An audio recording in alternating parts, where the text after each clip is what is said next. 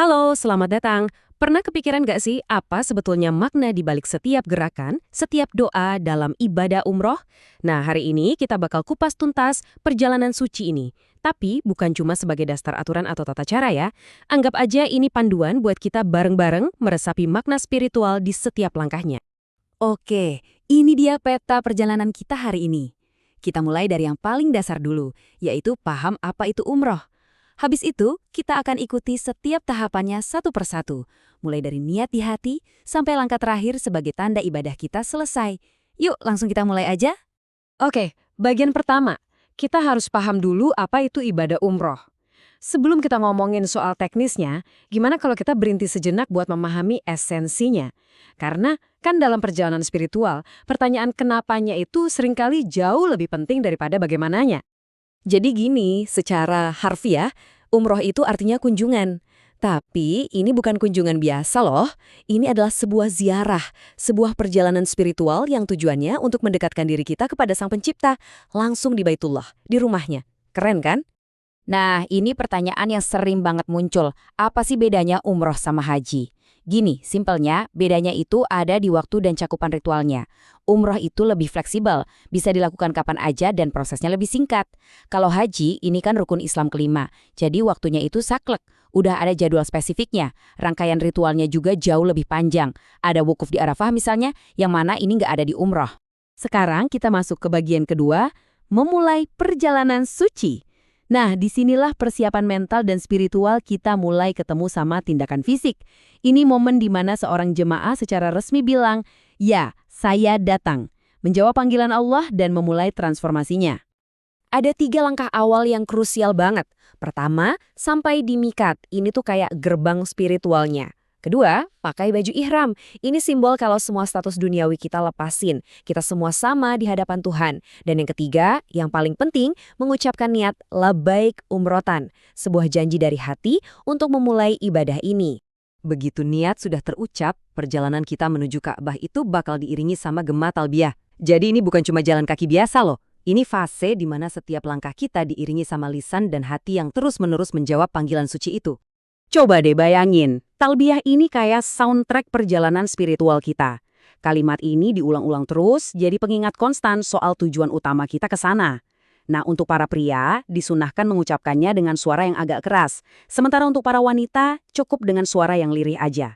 Dan arti kalimat yang indah ini adalah, "Ya Allah, aku datang memenuhi panggilanmu. Aku datang, tiada sekutu bagimu. Sungguh, segala puji, nikmat, dan kerajaan hanyalah milikmu, tiada sekutu bagimu." Ini benar-benar deklarasi penyerahan diri yang total. Pas kita sampai di Masjidil Haram, ada adabnya juga nih. Anggap aja ini cara kita nunjukin rasa hormat sebagai tamu di rumah Allah. Kita mulai dari bersuci, terus melangkah masuk dengan kaki kanan dulu, sampai membaca doa khusus saat kita memasuki masjid. Dan kita akhirnya sampai di jantung ibadah umrah. Tawaf. Ini adalah ritual inti yang pertama kali kita lakukan di Masjidil Haram. Sebuah gerakan mengelilingi Ka'bah yang maknanya dalam banget. Kata kuncinya 7. Ya, tawaf itu adalah 7 putaran lengkap mengelilingi Ka'bah. Gerakannya itu melawan arah jarum jam, jadi posisi Ka'bah selalu ada di sebelah kiri kita. Prosesnya gimana? Gini, tawaf itu dimulai dan diakhiri di garis lurus Hajar Aswad. 3 putaran pertama, kita jalan sedikit lebih cepat. Lari-lari kecil gitu, yang disebut ramel, buat menunjukkan semangat. Kalau nggak bisa sentuh Hajar Aswad karena ramai, gimana? Tenang, cukup kasih isyarat pakai tangan aja. Nah, setelah 7 putaran selesai, ritual ini ditutup dengan sholat sunnah 2 rakaat. Selesai tawaf, kita lanjut ke sa'i. Di sini, kita menapaki kembali jejak Siti Hajar. Ritual ini adalah reka ulang perjuangan beliau yang luar biasa.